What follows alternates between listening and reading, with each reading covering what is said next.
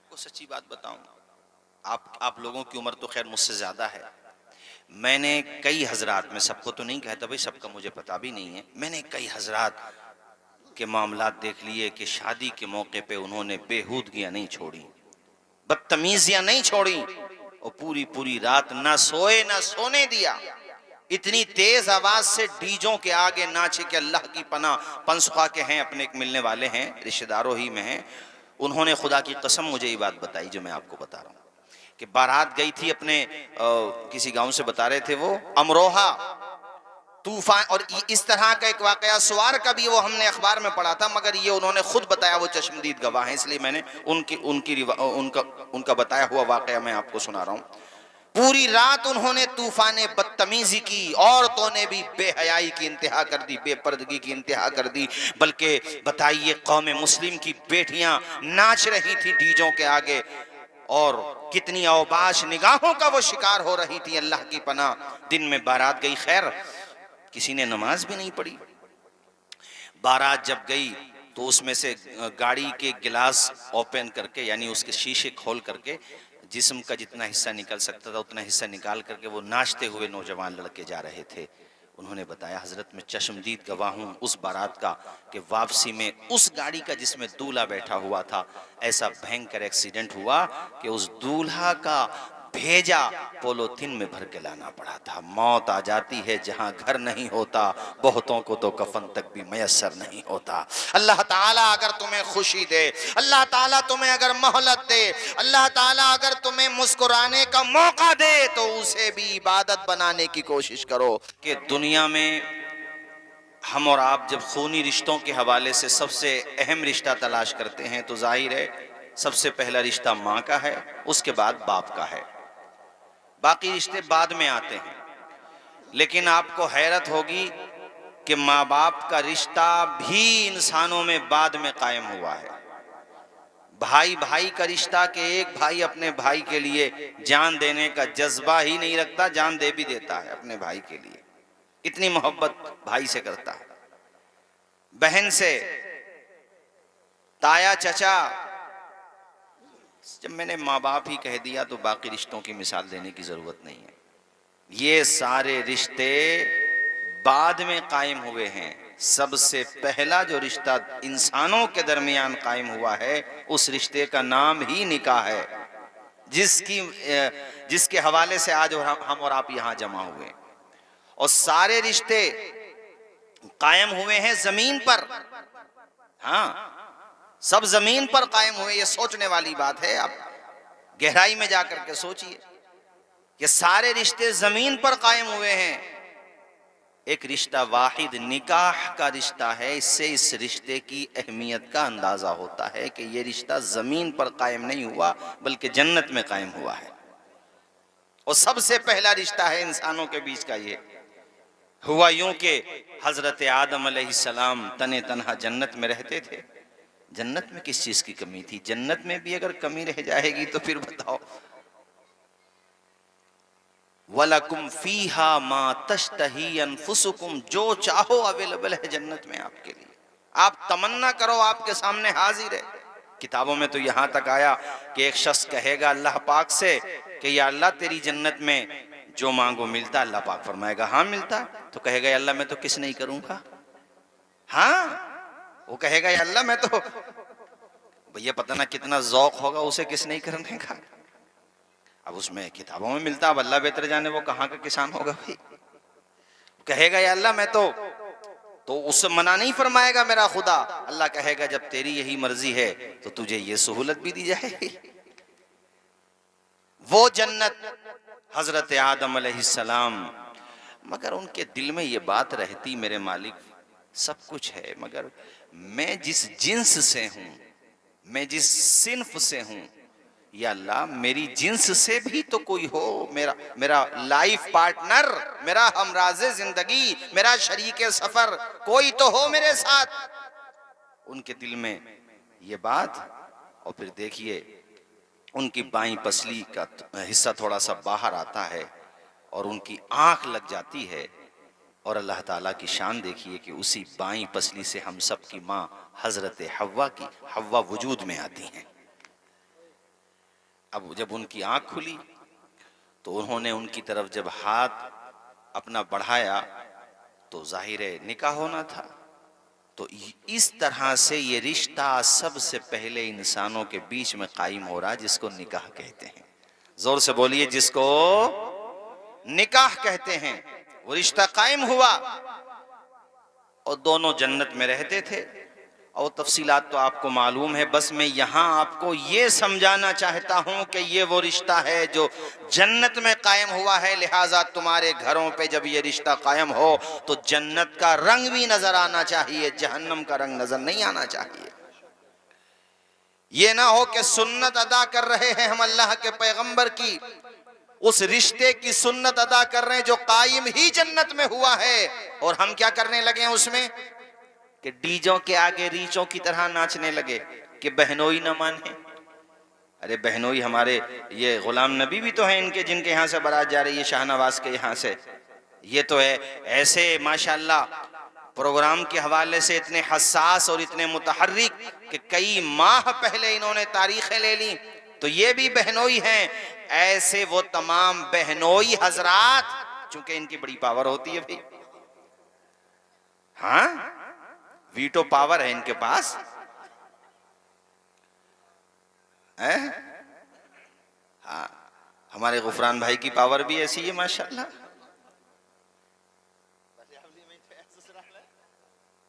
हाँ माशाल्लाह, हाँ हाँ हाँ, तो गुफरान भाई के तो दोनों हाथ में लड्डू हैं माशाल्लाह। और हमारे कारी मुशर्रफ साहब की पावर भी देख इधर चले गए। अच्छा माशाल्लाह, शहबाजपुरे में माशाल्लाह। तो भाई बड़ी पावर होती है। हमारे हाजी जी बैठे हुए हैं माशाल्लाह, हैं हमारे पड़ोस में है इनका मामला। और भाई वकील साहब तो खैर हमारे रिश्तेदारों में हो गए, सभी रिश्तेदार हैं खैर अल्हम्दुलिल्लाह। तो इस रिश्ते की अहमियत को इस तरह समझो जैसे हमारे अजीजम गुलाम नबी ने समझा। आप कितने आए नहीं आए इसे छोड़ो, आप जो आगे बहुत आगे, नहीं भी आते तब भी कोई बात न थी। अरे जहां रसूलुल्लाह का जिक्र होगा वहां जब आसमान से फरिश्ते आ जाएंगे तो किसी के आने पे ना आने पे क्या असर पड़ता है, ये बताओ मुझे। मैंने माना कि दूसरा प्रोग्राम होता तो उसमें मजमा बहुत ज्यादा हो सकता था, मैं समझ रहा हूँ इस बात को, पब्लिक भी बहुत ज्यादा हो सकती थी, भीड़ भी बहुत ज्यादा हो सकती थी, मगर रहमतों की ये बरसात न मिलती जो आज यहाँ पे बरस रही है, मोहब्बतों का ये सुकून न मिलता जो आज यहाँ मिल रहा है। ऐ लोगों, इस बात को जहन में बिठा लो कि हमारी रिश्तेदारी में, हमारे घर पे, हमारे ताया चचा के घर पे, हमारे आइज़ा अक़रबा के घर पे, किसी के घर पे भी जब रस्म निकाह कायम हो तो हम बेहुदा काम में न शरीक हो और न बेहुदा काम होने दें। मेरे दिल पे होता री उदासी अगर नात सल्ले अला गुनगुना लीजिए, नात सल्ले अला गुनगुना लीजिए। जोर से बोल दीजिए और बुलंद आवाज से। तो मेरे भाइयों, मेरे कहने का मकसद ये है कि अल्लाह ताला हमें आपको खुशी दे तो हमें उस खुशी को भी इस तरह मनाना चाहिए कि वो नेकी बन जाए। कल निकाह होना है, आज माशाल्लाह प्रोग्राम किया, हालांकि बाद में भी कर सकते हैं, जायज है, मगर पहले करने में एक हिकमत ये है कि अच्छा काम पहले कर लो, कल कला को कोई मुसीबत आने वाली हो, कोई परेशानी आने वाली हो, जिक्र मुस्तफ़ा की बरकत से इंशाअल्लाह दूर हो जाएगी, इसलिए पहले कर लेते हैं प्रोग्राम। और एक बात और कहूंगा, निकाह को आसान बनाओ। निकाह को, सारे लोग बोलो, निकाह को आसान बनाओ। बेटी वालों को तकलीफ ना दो बेवजह की। अब मैं तुम्हें क्या बताऊं, आप मुझसे ज्यादा जानते हो। बाज इंसान को इतना परेशान किया जाता है शादी के बाद कि बस अल्लाह की पनाह। और अभी हालांकि झूठे केसेस भी होते हैं, झूठे भी होते हैं फर्जी, मगर मैं आपको सच्चा केस बताऊं।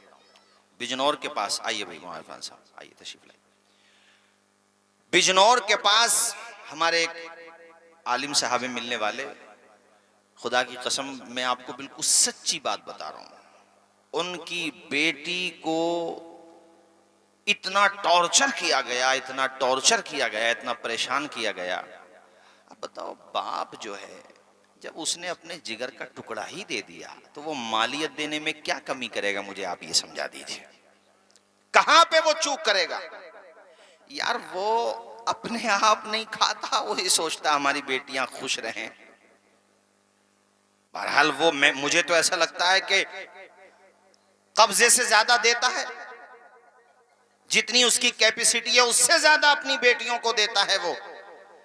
तो मैं जिनकी बात बता रहा हूं उनसे जितना बन पड़ सकता था, जितना बन पड़ा उन्होंने दिया, मगर उसके बावजूद भी इतना टॉर्चर किया गया कि फाइनली उनकी बच्ची फौत हो जाती है। हाँ, उनकी बच्ची फौत हो गई। वो हम तो प्रोग्राम में गए तो मुझे बहुत तकलीफ हुई कि यार ये मुसलमान कहलाने वाला मुआशरा ये कैसा संगदिल हो गया, कितना पत्थर दिल हो गया। अरे अल्लाह के बंदो, एक हदीस में तो हुजूर ने यहां तक फरमाया है कि निकाह करो, इससे तुम्हारी रोजी बढ़ेगी। ये मैंने ज्यादा पहले नहीं पढ़ी है हदीस, एक साल ही हुआ होगा पढ़े हुए इस हदीस को। या अल्लाह, निकाह करने से रोजी कैसे बढ़ेगी जबकि खर्चा बढ़ गया? और हुजूर कह रहे हैं रोजी बढ़ेगी। भाई खर्चा बढ़ा है ना, रोजी तो नहीं बढ़ी है जाहिर में। और हुजूर की हदीस है कि रोजी बढ़ती है निकाह करने से, तो रोजी कैसे बढ़ती है? भाई रोजी ऐसे बढ़ती है कि अब तक तेरे साथ तेरी किस्मत का सितारा था, तू तन्हा था, अब दुल्हन आई है, अपनी किस्मत का सितारा भी तो साथ में लाई है। दर्जनों मिसालें होंगी तुम्हारे गांव सदीरनपुर में भी, तुम्हारे रिश्तेदारों में भी, कि शादी से पहले काम बढ़िया नहीं चल रहा था, मगर शादी कर ली तो दुकान बढ़िया चल गई। हमारे मौलाना इरफान को अल्हम्दुलिल्लाह। हाँ भाई, कितने लोग हैं कि शादी हो गई तो अल्लाह के करम से रोजी में भी बरकत हो गई। अरे वो बेटी आई है तो अपना नसीब लेकर आई है ना, वो अपने हिस्से का रिस्क लेकर के आई है। तुम ये न सोचो तुम उसे खिला रहे हो तो कोई बोझ कर रहे हो। अरे तुम्हें तो बीवी को खिलाने का, अपने बच्चों को खिलाने का भी इस्लाम ने वो रुतबा दिया है। अल्लाह के पैगंबर फरमाते हैं हलाल लुक्मा अपने बीवी बच्चों को खिलाओ, हर हर लुक्मे पे अल्लाह ताला सदक़े का सवाब अता फरमाता है। हर हर लुक्मे पे अल्लाह ताला सदक़े का सवाब अता फरमाता है। आप सवाब लीजिए, अल्लाह ताला आपको सवाब अता फरमाएगा। बच्चों पर खर्च करने के हवाले से कंजूसी का मुजाहिरा ना करो, इसे बोझ ना समझो। वो आई है किसके सहारे पे आई है। मगर यहाँ मैं दुल्हनों से भी एक बात कहूंगा, बीवियों से भी एक बात कहूंगा, ऐ मेरी बहनों बेटियों, जब दुल्हन बन के अपने ससुराल जाओ तो शौहरों का दिल जीतना तो कोई बात नहीं। बहुत गहरा जुमला कहने वाला हूं, कौम की बेटियों तक ये बात जाए, वीडियोस के जरिए, आप बैठे आपके जरिए, जिसके जरिए भी जाए, बहरहाल ये पैगाम मेरी बहन बेटियों तक पहुंचे।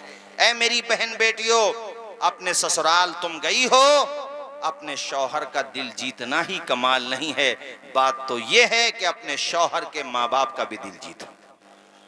तुम्हारे शौहर के माँ बाप तुम्हारी मिसाल दें। और अब ये बात मैं कहूंगा शौहर के माँ बाप से कि जिस तरह तुम अपनी बेटी को प्यार देते हो, अपनी बेटी पे शफकत के दरिया बहाते हो, अपनी बेटी की कोई कमी भी हो तो उसे छिपाते हो, इसी तरह से तुम्हारे बेटे की जो बीवी है गोया कि वो तुम्हारी बेटी के कायम मकाम है। उसे तकलीफ ना दो, उसे टॉर्चर ना करो, उसकी कोई कमी है तो चौक चौराहों पे न लाओ, उसे बैठकों तक न ले जाओ।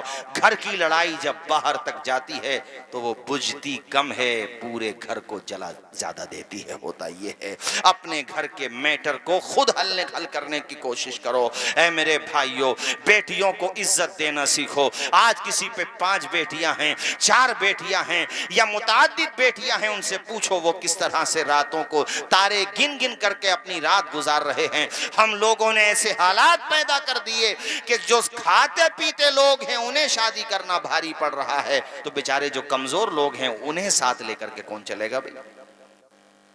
ये बैठे हुए हमारे उलमा, हजरत मुआफ़ फुरकान साहब क़िबला तशरीफ़ फरमाए, राजस्थान काफ़ी जाते हैं, और हमारे दीगर उलमाए ज़वील एहतराम। राजस्थान में कई जगहों पर मैंने देखा, अच्छा गुजरात में भी है हमारे ये गुजरात में बच्चे काम करते हैं, इनसे पूछ लीजिए आप, उन लोगों ने कितना अच्छा सिस्टम बनाया है शादी का। इतना तो हम कर ही सकते हैं जो अब मैं कहने जा रहा हूं। सब चीजों पे तो जाहिर सी बात है अमल नहीं हो सकता, मगर ये हो सकता है अगर हम लोग सर जोड़ के बैठे, हर गांव के जिम्मेदार, हर पार्टी के सब बड़े बड़े लोग बैठे। पार्टी बंदी का मतलब ये नहीं होता कि अब हम किसी टॉपिक पे एक जगह बैठ के बात ही नहीं कर सकते, ये हमारी बहुत बड़ी कमी है। क्या बीजेपी, कांग्रेस या सपा बसपा, इनके बड़े लोग एक जगह बैठ के जब जरूरत पड़ती है तो बात नहीं करते, बैठ जाते हैं, दुश्मनी होती है फिर भी बैठ जाते हैं। तो हमें भी जिम्मेदारों को यह बात बैठ के तय करना चाहिए जो मैं अब बताने जा रहा हूं। वो क्या, जैसे मैंने कुम्हारी, बासनी, नागौर, राजस्थान के अलग अलग सूबों में और गुजरात में ये अहमदाबाद के में काम करने वाले बैठे, इनको मालूम है कि वहां पर भी 5 शहरों में ये माहौल है। माहौल क्या है कि जैसे सितंबर में 10 शादियां होनी है एक विलेज में, एक बस्ती में या एक टाउन एरिया में 10 शादी होनी है मिसाल के तौर पे, तो वो 10 की 10 शादी वो अलग अलग तारीख में नहीं करते, वो एक ही तारीख में कर लेते हैं। तो 10 दिन अलग अलग, जो एक, अरे भाई बस्ती के लोगों को खाना दोगे तो 10 दिन अलग अलग नहीं बनेगा। एक तो वो खर्चा बचता है, दूसरा टाइम बच जाता है, तीसरा सबसे बड़ा फायदा ये होता है इज्तिमाई निकाह में अल्लाह ताला बरकतें भी ज्यादा अता फरमाता है। तो हम लोग अगर सर जोड़ के बैठे तो इसका भी हल निकल सकता है, कुछ ना कुछ तो निकलेगा भाई। एक ही तरह का खाना हो जाए उसमें, बाकी जिंदगी भर आप क्या खिलाओ क्या नहीं खिलाओ आप जानो, लेकिन शादी वाले दिन एक ही खाना हो जाए इज्तिमाई। इस काम को तो हम यार बहुत आसानी से कर सकते हैं, सबका वक्त भी बच जाएगा और मैं समझता हूं अच्छा खासा सरमाया भी बच जाएगा। बोलो हो सकता है भी हाई जी, हो सकता है कि नहीं हो सकता? सारे लोग जिम्मेदार बैठे। अच्छा वो पंचायत हमने सब लोगों ने, आप सबने भी सबने मेहनत की, उसमें तो किसी भी पार्टी के हो सभी लोग लगे। एक साल में तकरीबन 3 से 4 करोड़ रुपए का फायदा हुआ था। 2 साल वो पंचायत चली थी। मगर भैया मैं कोई जुमला बोलूं ना, आलू महंगा हो गया वो तो हो ही गया, मगर ये जो बिरादरी है ना, इसको समझाना ऐसे है जैसे मेंढकों को तोलना उसमें तराजू में, एक को बिठाओगे दूसरा कूद के भाग जाएगा। जबकि अगर उस पे हम अमल करते रहते, उसमें पाबंदी तो किसी बात पे नहीं लगाई थी, बस 2-3 बातों पे अमल करना था। 2-3 बातों पर भी हम अमल करते रहते तो अल्हम्दुलिल्लाह हमारा बड़ा फायदा हो जाता। तो इसलिए अब हमें इस स्तर से सोचना चाहिए। एक बात और आखिर में कह दूं, चूंकि अभी 2 तकरीर भी होना है, नाते भी होना है, ये 2 बातें और सुन लो फिर मैं गुफ्तगू खत्म करता हूं। अभी मैंने चंद दिनों पहले, अभी जो शादियों का सीजन अब दोबारा से जो शुरू हुआ है, अब भी और इससे पहले कई महीना पहले जो शादियां हो रही थी उस टाइम पे, गांव का नाम नहीं लेता मैं, एक ही गांव में 3 जगह मैंने इसके साथ डीजों के साथ और नाच गानों के साथ बारात चढ़ती हुई देखी, मैंने अपनी आंखों से। अभी इसी साल में ना, गांव, अरे गांव का कसूर थोड़ी होता है भाई वहां फुरकान साहब, किसी भी गांव में हो सकता है, लेकिन गांव की गलती नहीं होती है। अब मुझे ये बताओ, ऐसे हालात में भी हमारी कौम अगर नहीं सुधरेगी तो सुधरेगी कब? जबकि फलस्तीन की सूरत हाल आपकी निगाहों के सामने है कि वहां बच्चों के पास साफ पानी तक नहीं है पीने को, खाने का तो आप जिक्र ही मत कीजिए। जो बेचारे रिलीफ वाले मेहनत करके कुछ पहुंचा देते हैं तो वो मिल जाता उन्हें बेचारों को, वरना उन्हें तो खुदा की कसम पानी भी नहीं मिल पा रहा, साफ पीने को पानी। मगर अल्लाह ने उन्हें कैसा ईमानी जज्बा दिया है, कुछ रहे न रहे, मगर अल्हम्दुलिल्लाह उनका ईमान कल भी सलामत था, ईमान उनका आज भी सलामत है। मकानों की छतें न रही यार, पूरी आबादियां मलबों का ढेर बन गईं। अल्लाह अकबर कबीरा। और जो खाने का सामान जाता है उसमें से भी कुछ पहुंच जाता है, और बहुत सा माल ऐसा है जो जाये कर दिया जाता है जालिमों की तरफ से। मगर फिर भी वो कैसी साबिर और शाकिर कौम है, उनकी जबान पे हरफ शिकायत नहीं आता। अगर आपने सुना होगा वीडियोस में, तो उनकी जबान पर यही आयत होती है, इन्नल्लाह मअस साबिरीन, या फिर वो ये पढ़ते हैं हस्बुनल्लाह, अल्लाह हमें काफी है। और बात सही है कि अल्लाह के अलावा उनका कोई मददगार है भी नहीं मेरे भाई। अब मुझे बताओ, उनको देखने के बावजूद, उनकी परेशानियां देखने के बावजूद भी हम अगर डीजों के आगे रीचों की तरह नाचते फिरें, तो यार फिर मुसलमान होने पे हमें गौर करना चाहिए कि हमारा ईमान सलामत भी रहा है कि नहीं रहा है। बहरहाल ईमान कामिल तो सलामत नहीं है, भाई नफ्से ईमान तो है, मगर ऐसा ये कैसा ईमान कामिल है आपका? अरे हम उनकी मदद नहीं कर सकते, मगर कम से कम उनके गमों पे, उनके जख्मों पे नमक छिड़कने का तो काम ना करें। अगरचे वो हमारी इन हरकतों को नहीं देख रहे, मगर हमें खुद को तो एहसास होना चाहिए कि हमारे बाजू कट रहे हैं। अरे मोमिन, सब के सब मोमिन एक जिस्म की तरह होते हैं। एक हाथ कटेगा तो दूसरे हाथ को सुकून कैसे मिल सकता है? एक आंख में तकलीफ होगी, दूसरी आंख को नींद कैसे आ सकती है? मुझे ये बताओ।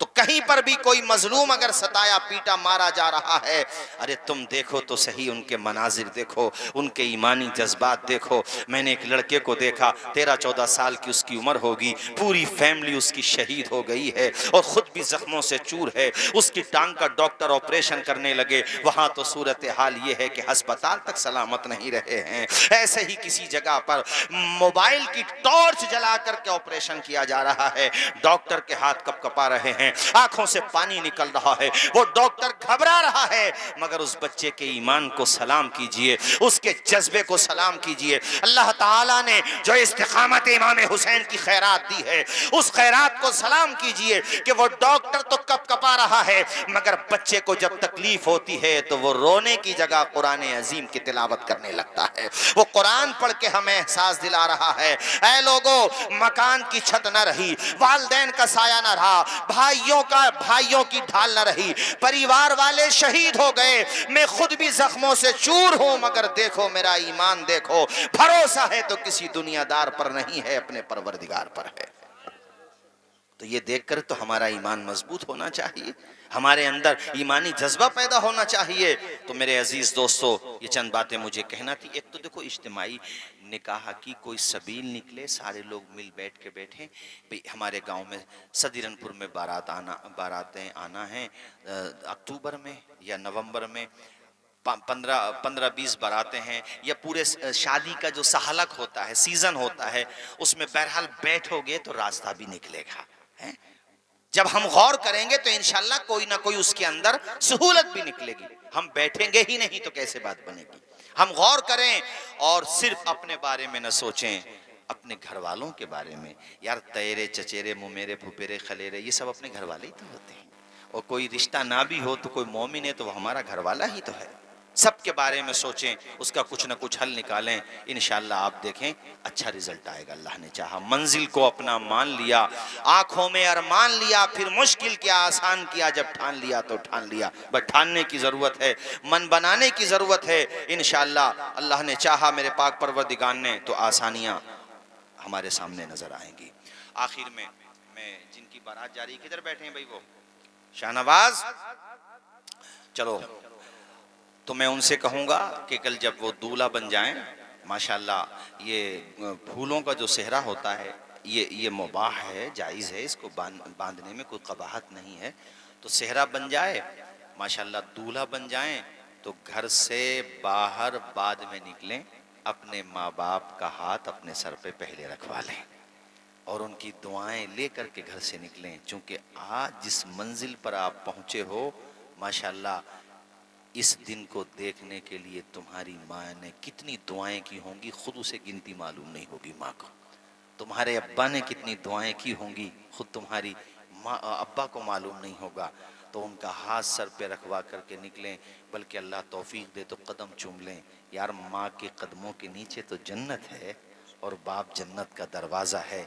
और गोया कि अपनी माँ से ये कहें, वो अशार सुना दूँ, फिर उसके बाद इंशाल्लाह आगे का प्रोग्राम होगा। चूँकि हमारे अजीज़म ग़ुलाम नबी साहब ने माशाल्लाह, और इनकी मोहब्बत ये है कि जिसको दावत दी है अल्हम्दुलिल्लाह वो हाजिर भी हो गया है। चूँकि माशाल्लाह उलमा नवाज़ हैं, उलमा से मोहब्बत करते हैं। अपनी माँ से जो तुम्हें कहना है वो ये है, प्यारी माँ मुझे को तेरी दुआ चाहिए, तेरे आंचल की ठंडी हवा चाहिए, लोरी गा गा के मुझे को सुलाती है तो मुस्कुरा के सवेरे जगाती है तो मुझको इसके सिवा और क्या चाहिए, प्यारी माँ मुझको तेरी दुआ दुआ चाहिए। तेरी खिदमत से दुनिया में इज्जत मेरी। अरे जिनकी माएँ नहीं रही उनसे पूछो कि माँ के बगैर घर काटने को दौड़ता है। जिनके बाप नहीं रहे, हमारे गुलाम नबी इनके वालिद साहब, वालिद मरहूम सखावत भाई, हमारे वालिद साहब नहीं है दुनिया में। हम समझते हैं कि वालिद क्या होता है और उसका साया क्या होता है। अरे उनके होने से बख्त होते हैं, बाप घर के दरख्त होते हैं। ऐसे जिनकी माएँ फौत हो गई उनसे पूछो। हमारे कारी मुशर्रफ साहब तशरीफ फरमा, हाफिज फुरकान साहब, इनकी वालदा दुनिया में नहीं रही। आप बैठे हुए, आपकी वालदा दुनिया में नहीं है। बास की बैठे होंगे यकीनन ऐसे लोग, किसी की माँ नहीं है, किसी के बाप नहीं है, किसी के दोनों नहीं है। उनसे पूछो कि सब कुछ है मगर माँ नहीं है, तो घर में ऐसे लगता है जैसे घर तो है मगर घर में रौनक नहीं है। जैसे चमन तो है मगर चमन में खुशबू नहीं है। आबादी है मगर आबादी में करार नहीं है। माँ नहीं है तो ये कह लो यार कुछ भी नहीं है जिंदगी में।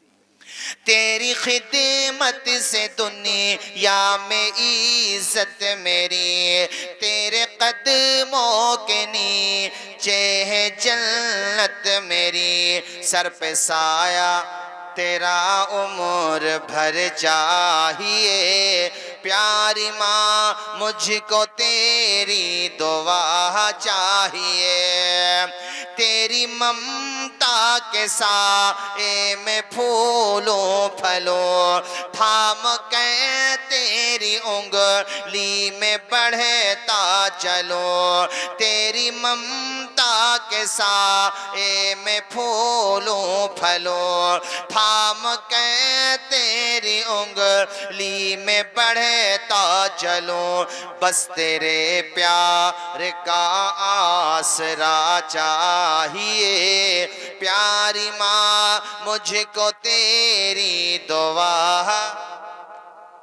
और अपने माँ बाप की दुआ लेकर के घर से निकलें। और अगर जैसे किसी की बारात जा रही है, वालदा नहीं है भाई, या बाप नहीं है, या दोनों नहीं है, तो गांव से फिर बाद में बाहर निकलो, पहले उनकी कब्र पे जाके फातिहा पढ़ लो। भाई दूल्हा बन गए तो ये नहीं है कि अपने माँ बाप की कब्र कोई भूल गए, पहले वहां जाके फातिहा पढ़ो, फिर जहां बारात जा रही वहां जाओ। अल्लाह ताला अपने करम से आज की इस मुबारक महफिल को कबूल फरमाए और कल होने वाले निकाह में माली खूब बरकतें अता फरमाए।